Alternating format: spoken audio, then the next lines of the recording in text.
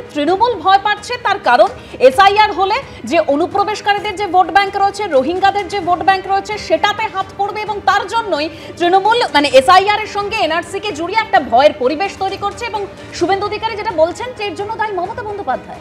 একেবারেই না। দেখুন, এই সোশ্যাল ট্রমাটা তৈরি হয়েছে সেই সময় থেকে, যেই সময় থেকে আমাদের মাননীয় বিরোধী দলনেতা শুভেন্দু অধিকারী তিনি বারবার করে এই গিকেট, গিলিট এবং গিপোর্ট এই কথাটা বারবার করে বলেছেন। এবং তার পরবর্তী সময় আমরা দেখলাম একটা ন্যাশনাল কনক্লেভে দাঁড়িয়ে আমাদের মাননীয় স্বরাষ্ট্রমন্ত্রী তিনিও কিন্তু একই কথা বললেন যে এই যে গিপোর্ট কথাটা আসছে সেটা তো ইসিআই এর কাজ তো গিপোর্ট করা নয়, ইসিআই এর কাজ গিপোর্ট করা নয়, ইসিআই ম্যাক্সিমাম গিকেট গিলিক এই অবধি করতে পারে। গিপোর্টের কথা যখন আসছে এবং মাননীয় শুভেন্দু অধিকারী যখন বারবার করে বলছেন ব্যাক টু দ্য প্যাভিলিয়ন করে দেবো, সমস্ত ঘুষপেটিয়া তাড়াবো, আমরা দেখতে পেলাম যে বাংলাদেশি ঘুষপেটিয়া তাড়াতে তাড়াতে ব্রাজিলের ঘুষপেটিয়া ঢুকে পড়ছে হরিয়ানার বিয়েতে ইলেকট্রনিকের মধ্যে। আমরা দেখতে পেলাম যে 22 বার ভোট দিতে পারে এরকম 22টা নামে তারা একটি মেয়ে, সে ব্রাজিলিয়ান মডেল, তার নাম ঢুকে গিয়েছে। তাহলে এই জায়গা থেকে দাঁড়িয়ে আমাদের সেইখান থেকে প্রশ্নটা আসছে যে বিহারে যখন ফাইনাল যে লিস্টটা বেরিয়েছে বাদ যাওয়া নামে 43 লক্ষের যে লিস্টটা বেরিয়েছে, সেখানে ঘুষপেটিয়া কতজন? যোগেন্দ্র যাদব এবং রিপোর্টার্স কালেক্টিভ তারা দেখাচ্ছেন 371 জন মাত্র পাওয়া গিয়েছে। তার মধ্যে আবার ম্যাক্সিমাম অংশ হচ্ছে নেপালি হিন্দু যারা ওখান থেকে এসেছেন। তার মানে এবং যে অংশটা বাদ গিয়েছে তার মধ্যে 80% কিন্তু হচ্ছে হিন্দু, মাথায় রাখতে হবে। এবং আমাদের পশ্চিমবঙ্গতেও এই যে 2002 একটা কাট অফ ইয়ার করা হয়েছে, ঠিক তার আগে থেকে ধরুন একটা বিরাট সংখ্যক মতুয়া, নমশূদ্র, আরো উত্তরবঙ্গে গেলে রাজবংশী আদিবাসীরা এসেছেন, ওখান থেকে হয়তো এসেছেন, তাদের কিন্তু তারা পরবর্তীকালে এসেছেন।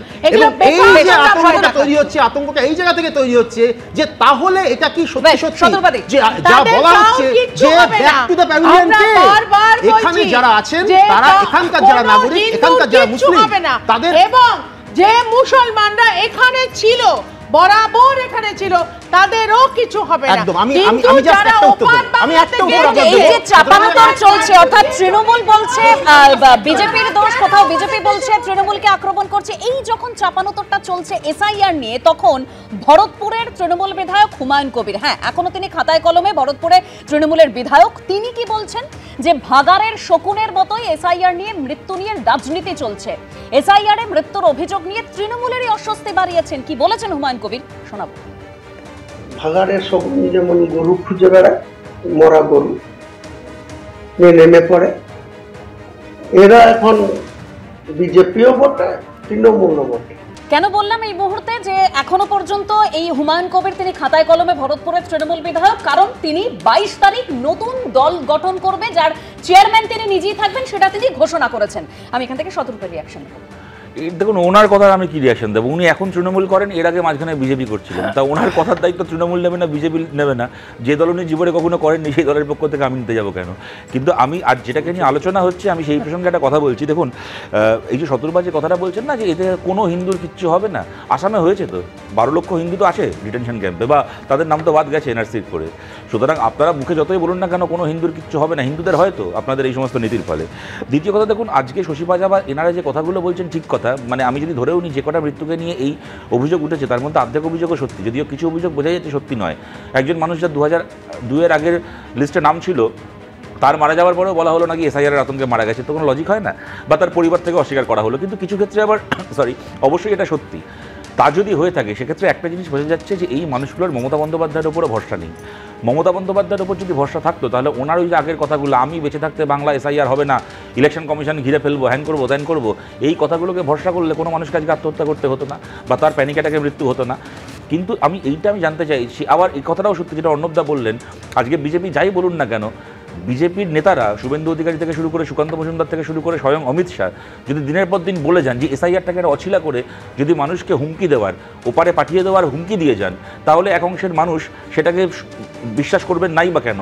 এত ক্ষমতাবান লোকেরা যদি এই হুমকি দিয়ে যায়, সুতরাং সেই আতঙ্কগ্রস্ত মানুষও যদি এরকম কোনো ঘটনা ঘটিয়ে ফেলেন তার দায় তো এদেরকে নিতেই হবে। কিন্তু সবশেষে আমার যেটা প্রশ্ন তা হচ্ছে, ইলেকশন কমিশন এই ধরনের একটা মৌনব্রত কেন পালন করছে না? শুভেন্দু অধিকারী হোক, মমতা ব্যানার্জি হোক, আজকে মোহাম্মদ সালিম হন, কি যে নেতাই হন না কেন, অধীর চৌধুরী হন, যে যা পারে বলুক, কেন ইলেকশন কমিশন এগিয়ে এসে বলছে না যে আমাদের এইটা শুধুমাত্র ইলেকটোরাল রোল ঠিক করার একটা প্রসেস, এর সঙ্গে ভারতের নাগরিকত্ব থাকা, যাওয়া, ভারতে থাকা, ডিটেনশন ক্যাম্পে থাকা, বাংলাদেশে ডিপোর্টেড হওয়া, পাকিস্তানে ডিপোর্টেড হওয়ার কোনো সম্পর্ক নেই। আমাদের SIR এর মতো একটা প্রক্রিয়াকে অন্য কোনো রাজনৈতিক কি অ্যাডমিনিস্ট্রেটিভ প্রক্রিয়ার সঙ্গে মিলিয়ে রাজনীতি করা যাবে না। আজকে যদি ইলেকশন কমিশন এগিয়ে এসে এই কথাটাকে দৃঢ়ভাবে বলে, তাহলেই তো মানুষের মধ্যে অনেকটা নিশ্চিন্ততা ছড়িয়ে যেতে পারে। আজকে যে মানুষের নাম কাটা যাবে, তিনি জানবেন যে আমার ডকুমেন্ট দিয়ে, আমার বাড়ির কাগজপত্র ইত্যাদি দিয়ে আমি কদিন পরে নামটাকে আবার তোলার চেষ্টা করব। কিন্তু ইলেকশন কমিশন এই যে নীরব থেকে কার্যত বিজেপির এই হেড ক্যাম্পেইনকে সাহায্য করছে, কারণ আমরা জানি এই মুহূর্তে আমাদের দেশের ইলেকশন কমিশন বিজেপির একটা শাখা সংগঠন। ইলেকশন কমিশন মানে স্বাধীনতার পর থেকে ইলেকশন কমিশনার যেভাবে নিয়োগ হতো, নরেন্দ্র মোদীর আমলে সেই নিয়ম পাল্টে দিয়ে সুপ্রিম কোর্টের চিফ জাস্টিসকে সরিয়ে দিয়ে কার্যত ইলেকশন কমিশনারকে বিজেপির পার্টি অফিস থেকে ঠিক করে দেওয়া হবে এমন প্রক্রিয়ায় এই ইলেকশন কমিশনারকে নিয়োগ করা হয়েছে। অতএব ইলেকশন কমিশনের এই ইচ্ছাকৃত মদত বিজেপির এই হেড ক্যাম্পেইনকে পরিস্থিতিকে আরও খারাপ করছে কিনা এইটা আমাদের ভেবে দেখা দরকার রয়েছে। আর আমি সবশেষে একটা কথা বলছি, শতরূপা অমিত শাহকে কোট করে যত সহজেই কথাটা বলে দিলেন না, এরকম একটা এয়ার কন্ডিশন স্টুডিওতে বসে কথাটা বলা খুব সহজ। যার বাড়ি আছে, যার ঘর আছে, তার কোনো চিন্তা নেই। আমাদের এখানে আমি জাস্ট কথাটা শেষ করে দিই, আমার 10 সেকেন্ডও লাগবে না। প্রশ্নটা আমাদের চিরকাল এই মানুষগুলোকে নিয়েই ছিল, যার বাড়ি নেই, যার ঘর নেই, এবং তারা সবাই বিদেশ থেকে আসা নয়, ভারতের খেটে খাওয়া মানুষ, দলিত মানুষ, আদিবাসী মানুষ, বারবার গঙ্গা ভাঙনে বাড়ি তলিয়ে যাওয়া মানুষ, দিনের পর দিন পরিযায়ী শ্রমিক হয়ে এই রাজ্য থেকে ওই রাজ্যে ছুটে বেড়ানো মানুষ, শিকড়ির মানুষ, তাদের বাড়ি নেই, তাদের আগের প্রজন্মের বাড়ি ছিল না। তৃণমূলও জানে, সবাই সুতরাং তারা যদি সেই কাগজের অভাবে আজকে আপনাদের এই প্রক্রিয়ার ভিকটিম হয়, তার দায়িত্বটা কে নেবে? শতরূপ আমার নাম বলেছে অনেকক্ষণ আগে, আমি চুপ করেছিলাম, তোমার জন্য ওয়েট করছিলাম। এই যে বারবার তৃণমূল এবং এখন CPM কংগ্রেস সবাই বলছে যে ইলেকশন কমিশন নাকি বিজেপির এক্সটেন্ডেড পার্টি অফিস। আমাকে বলো কোন লেজিসলেট মানে লিগালাইজড রেকগনাইজড পার্টি ইলেকশন কমিশনকে এইভাবে অপমান করে? এখানে একমাত্র আমি বলবো যে প্রত্যেকেরই এখানে কোনো আলটিরিয়ার মোটিভ আছে। আলটিরিয়ার মোটিভ এই যে প্রত্যেকে ভুয়ো ভোটারের উপর এতদিন ধরে ডিপেন্ড করেছে। আমি যেটা বলতে যাচ্ছিলাম সেই সময় দেবস্মিতা, সেটা হচ্ছে যে শতরূপাদি খুব চমৎকার করে বললেন যারা এদেশে আপনি বলবেন, আপনাকে তো বলতে বলছি, আপনি বলবেন আলটিরিয়ার মোটিভ এইটা, যেভাবে ইলেকশন কমিশনারকে আপনারা নিয়োগ করেছেন সেইটা আলটিরিয়ার মোটিভ। সেইটা আলটিরিয়ার মোটিভ। ভারতবর্ষে থাকা যারা নাগরিক, এখানকার যারা মুসলমান, যারা দীর্ঘদিন ধরে রয়েছেন, তাদের কিছু হবে না। আমি সেটার কথা আপনার মনে আছে, পেলোগার দিয়ে তাকে পুশব্যাক করা হয়েছিল বাংলাদেশে, এবং তার বাবা দেখিয়েছেন যে আমাদের কাছে 1942 সালের দলিল রয়েছে। তাহলে এই যে গোটা ভারতবর্ষ জুড়ে একটা এমন ক্যাম্পেইন তৈরি করা হচ্ছে যে বাংলা বললেই সে হচ্ছে আসলে বাংলাদেশি, বাংলা ভাষা বলে কোনো ভাষা নেই। এই যে আমি এখান থেকে রাজাগোপাল বাবুর কাছে যাব। রাজাগোপাল বাবু, এই যে অভিযোগটা সামনে আসছে, অর্থাৎ SIR এর সঙ্গে NRC কে জুড়ে দেওয়ার, কোথাও কি মনে হচ্ছে যে পুরোটাকে গুলিয়ে দেওয়ার চেষ্টা হচ্ছে? আর এখান থেকে দেখুন সেই প্রশ্নটা আবারও সামনে আসে, যদি SIR হয়, যদি অবৈধ ভোটারের নাম বাদ যায়, তাহলে আপত্তিটা কোথায়, অসুবিধাটা কোথায়?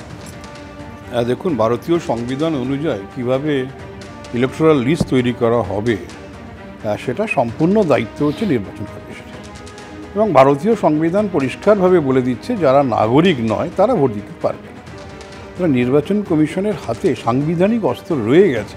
এটা কোনো পলিটিক্যাল পার্টি এ ধরনের তাদের যে যাই বলুক না কেন, এর কোনো মূল্য নেই। নির্বাচন কমিশন ভালো করেই বোঝে। তবে দেখুন যেটা ঘটছে, আমরা সবাই আশাবাদী যে লিস্টে যে সমস্ত মৃত ভোটারের নাম বা ভুতুরে ভোটার বা ভিনদেশি ভোটার সেগুলো থাকবে না, সবাই আমরা চাইবো, আশা করি।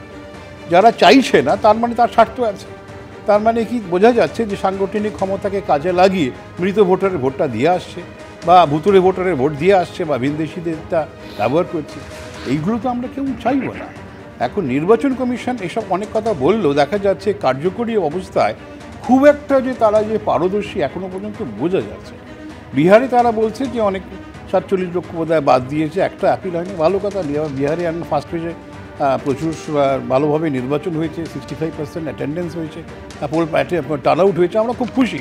কিন্তু বাংলায় যেটা দেখা যাচ্ছে যে একটা আতঙ্ক সৃষ্টি হচ্ছে, এবং সেটা যেই করুক না কেন সেই আতঙ্কটাকে দূর করার ব্যাপারে নির্বাচন কমিশনের যে দায় এবং দায়িত্ব সেটা তারা কিন্তু কিছু করছে না। যেমন